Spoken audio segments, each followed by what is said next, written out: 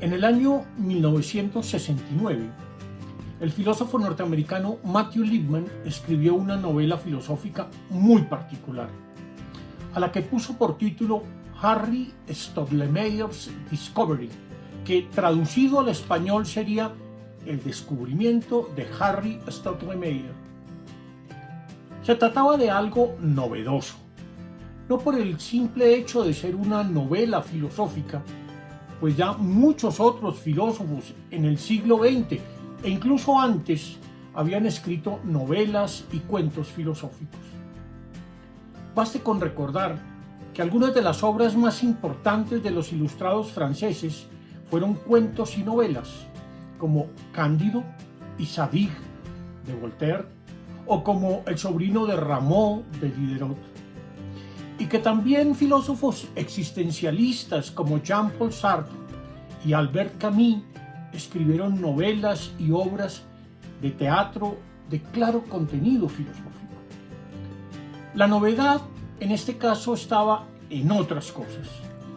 En primer lugar, en que fuera la primera novela filosófica escrita para niños más que para adultos, pues la filosofía siempre se había visto bajo ese signo del solo para adultos que caracteriza a otros productos.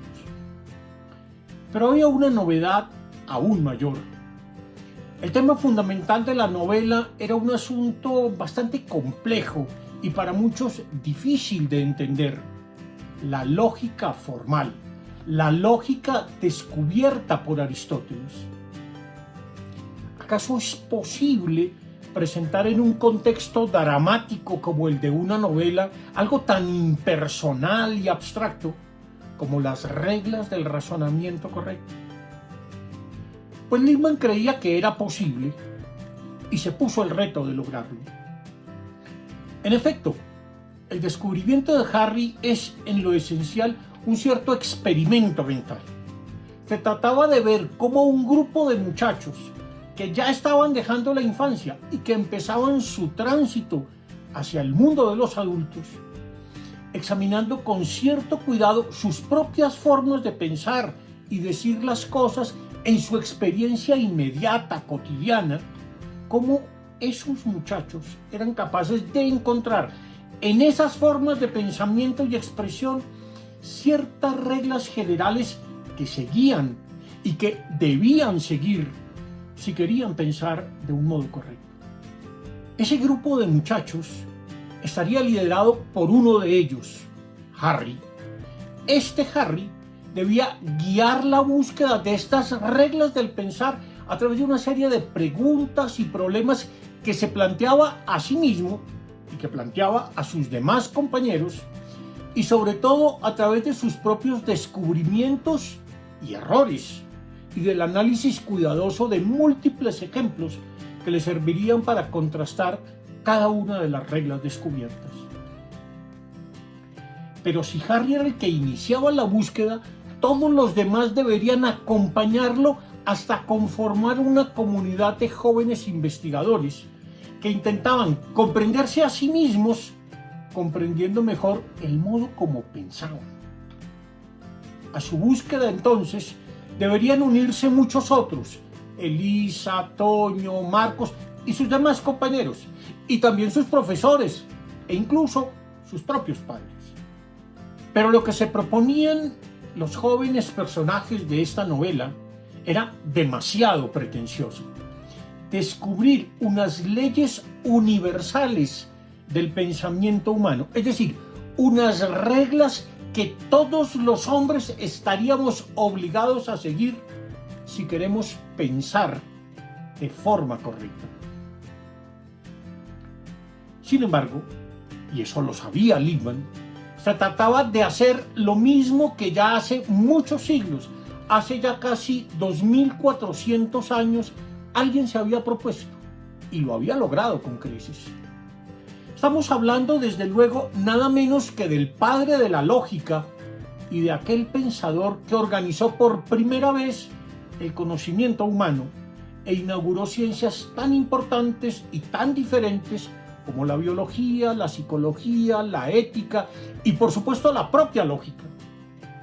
Nos referimos nada menos que a Aristóteles.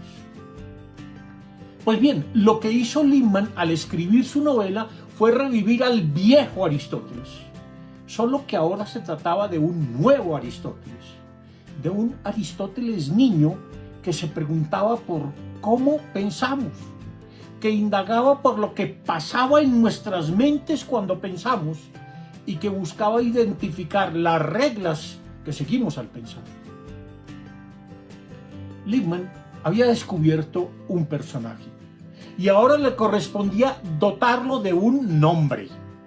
Hizo algunos ensayos hasta que encontró uno que le resultaba verosímil y sonoro, pues recordaba al viejo Aristóteles, pero tenía el estilo y la forma del nombre de un estudiante de la educación básica, Harry Stottlemeyer. Era un buen nombre para un pequeño Aristóteles cuya lengua no era el griego clásico, sino el inglés norteamericano. Y de la mano de un personaje que ya tenía un nombre, tenía también ahora una historia que contar, la de cómo el pensamiento se hace consciente de sí mismo en tanto identifica aquellas reglas que le permiten cumplir su trabajo de forma segura y exitosa. Y esa historia se iría contando en la medida misma en que este Aristóteles niño se lanzara a descubrir las reglas universales del pensamiento correcto, en una búsqueda en la que comprometería a los demás compañeros, a sus profesores e incluso, ya decíamos, a sus propios padres. Y para desarrollar esta idea germinal, Lippmann se atuvo a la fórmula que el propio Aristóteles propuso para contar una historia en el capítulo 17 de su Poética. Decía allí Aristóteles lo siguiente: es necesario organizar los argumentos y desarrollarlos verbalmente, situándolos en la mayor medida de lo posible ante los propios ojos. Y sí, eso hizo Lippmann. En primer lugar, organizó los argumentos, es decir, construyó una trama argumentativa en donde tras un primer descubrimiento se fueron articulando uno tras otro sucesivos descubrimientos de Harry y de sus amigos hasta completar un argumento unificado en donde se desarrolla una historia en la que se va contando el descubrimiento por parte de ellos de los principales conceptos y reglas de la lógica aristotélica. Pero el argumento había que desarrollarlo verbalmente, es decir, había que dejar que fluyera en el plano del lenguaje. Y para ello Lippmann se dejó llevar por su intuición. Fueron apareciendo aquí personajes, lugares, situaciones, diálogos, reflexiones.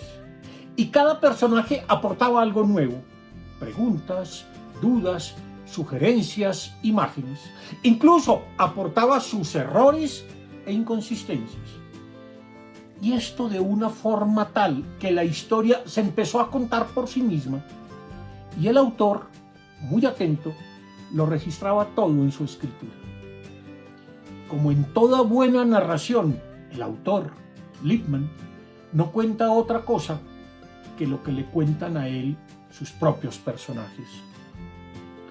Pero para desarrollar la historia era necesario también, siguiendo de nuevo a Aristóteles, poner ante los ojos cada uno de los elementos de la historia, encontrar los rasgos propios de cada personaje, elegir los lugares en donde ocurrirían los acontecimientos y dotarlos de cualidades sensibles de color, de sonido, de textura, dotar de ideas propias a cada uno y narrar las cosas de tal forma que hubiera cierta tensión dramática, lo que se lograba conjugando los momentos de descubrimiento con otros de crisis, duda, dificultad. Y esos momentos de crisis y dificultad, a su vez, habrían de dar lugar a nuevos descubrimientos y a síntesis mentales cada vez más amplias. Después de un cierto tiempo, tal vez unos pocos meses, tal vez poco más de un año, no lo sabemos con certeza.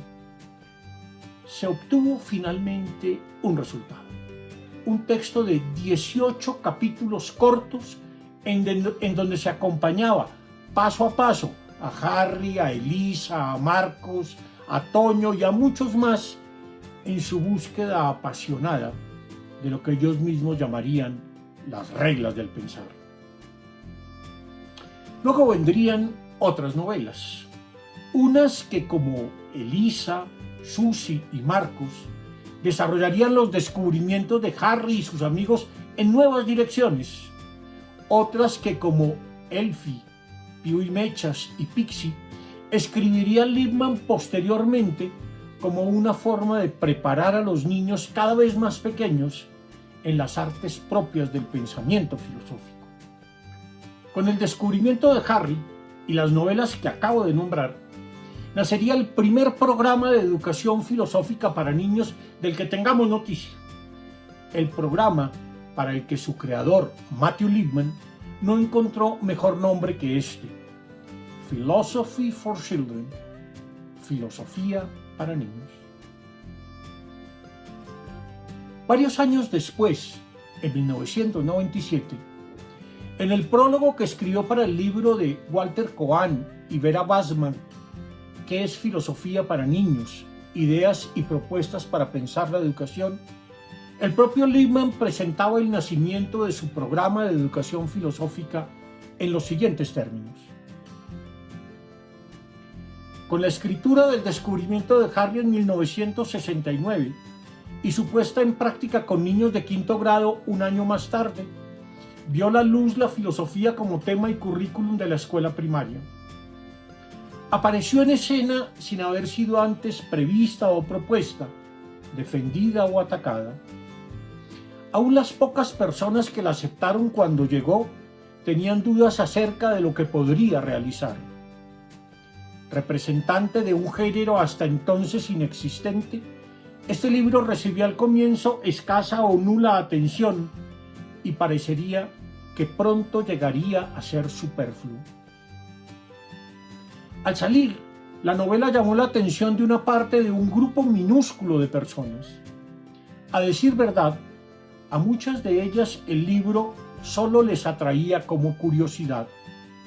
Lo miraban como uno de esos extraños objetos que se encuentran en la playa o uno de los trabajos menores de Borges.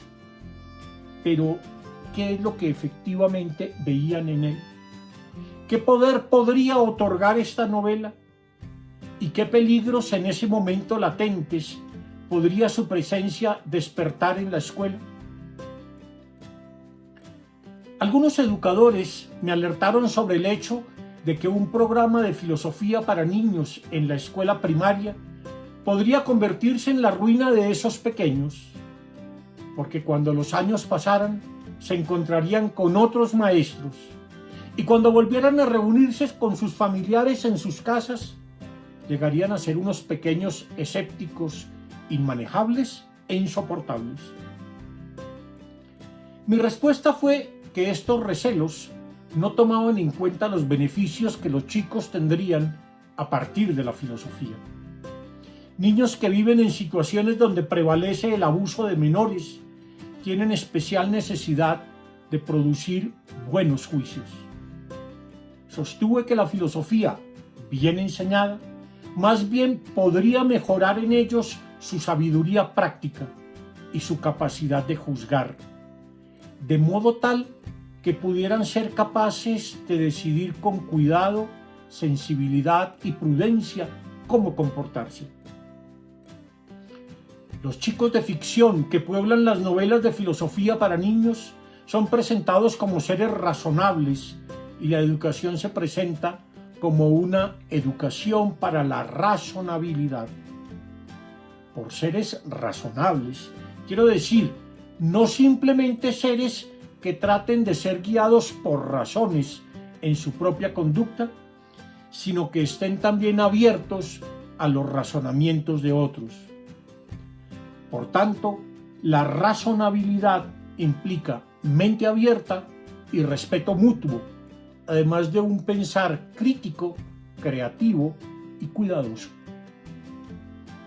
Después de todo, ¿por qué no permitir que nuestros alumnos tengan como modelos a niños cognitivamente desarrollados y no a los niños unidimensionales, desarrollados solo en su afectividad, que hacen travesuras en las pantallas de televisión?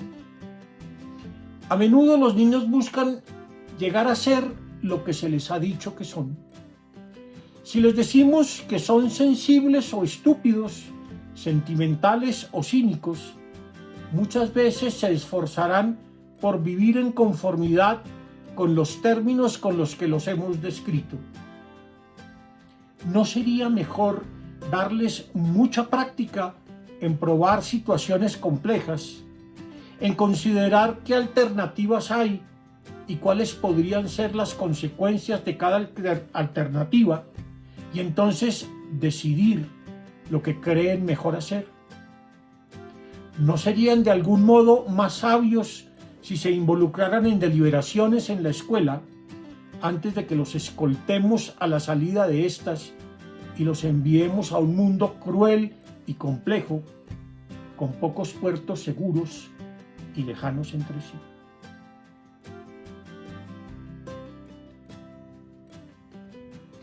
En la serie de videopodcasts, y los llamo así porque se pueden entender y usar de las dos formas, como videos y como podcast, en esta serie que viene a continuación, me dedicaré a hacer un comentario parte por parte de esta novela de Lippmann, de El descubrimiento de Harry, por ser este el texto que hizo que ese tesoro que es el pensamiento filosófico pudiera estar por primera vez al alcance de los niños. Los espero en las próximas y sucesivas entregas de este video podcast.